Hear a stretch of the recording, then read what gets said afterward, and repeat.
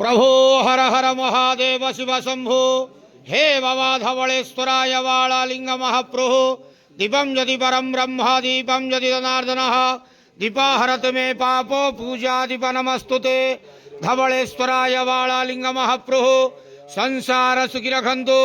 आज पवित्र कुंभ संक्रांति पंकधारा एकादशी शुभ शुक्रवार रे समस्त श्रद्धालु भक्त मानक आश्रीपद करंतु, मनस्कामना पूर्ण करंतु, कर्म क्षेत्र उन्नति करंतु, ग्रह रिष्ट खंडन करंतु, जगतर मंगल करंतु, विश्वर कल्याण करंतु, आपणकर नाम विख्यात करंतु, सेवकर डाक श्रवण करंतु, समस्त गुआवसा भक्त मानकर मनस्कामना पूर्ण करंतु।